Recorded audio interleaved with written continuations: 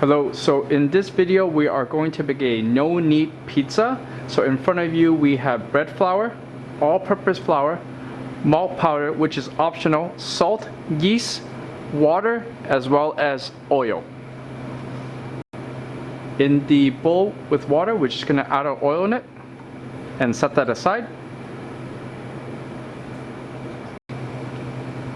Our first step, in a large mixing bowl, we're going to add our bread flour, our all-purpose flour,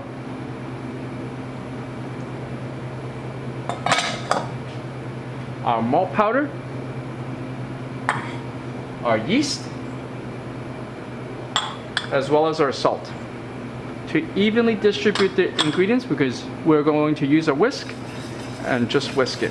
We're also going to at the same time make a little bit of well in the middle so we can pour in our water, oil mixture, and then we're going to mix it all together.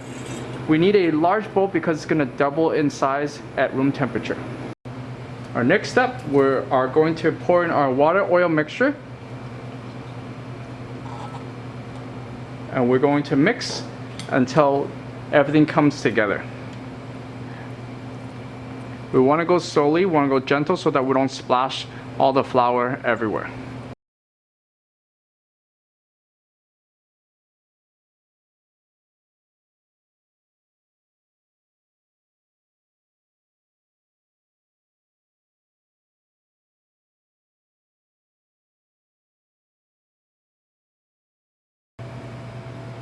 So once everything is mixed together, we just check into the bottom of the bowl to see if there's any excess flour. Doesn't look like there's any. We're going to saran wrap this and leave it at room temperature for minimum 12 hours and maximum 24 hours.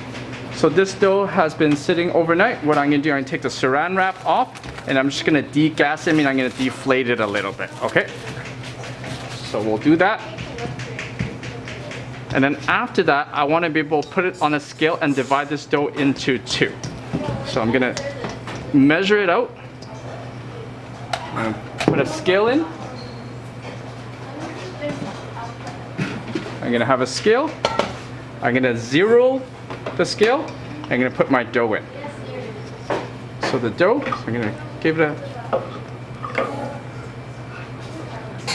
So this dough is roughly 680 grams, which means each dough ball is going to be 340. With the doughs divided, I'm just going to grease my hands with a little bit of oil, and I'm going to shape the dough balls into roughly a ball, and I'm going to put it into a prepared pan. One here, and then the second one like so. Once I have our doughs divided, I'm going to have 2 half trays lined with parchment and a 9-inch ring mold. I can use a vegetable spray and just spray a non-stick spray inside, and I'm going to transfer my dough into this frame. And I'm just going to transfer the dough right in the middle, and I'm just going to push this out a little bit. Same thing with our second one. I'm going to put this dough right down the middle, and I'm going to push this out a little bit. I'm going to let this rest for roughly 2 hours, and every half an hour I'm going to push my dough out.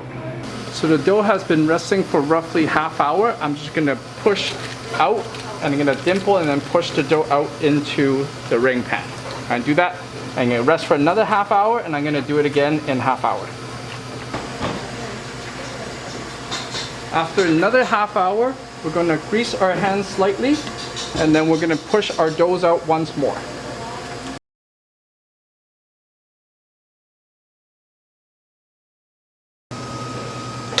So after another half hour, we're going to add our tomato sauce. And then we're going to add our toppings, and we're going to put it in an oven at 450 degrees for 15 minutes.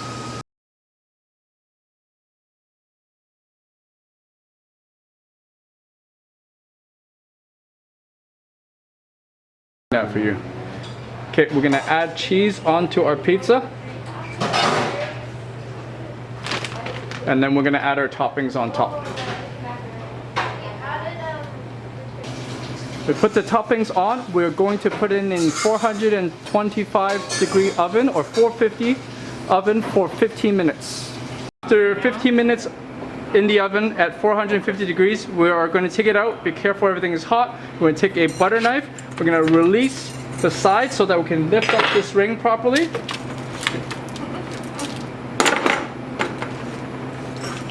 And then we're going to cut it. And that's it. Ta-da!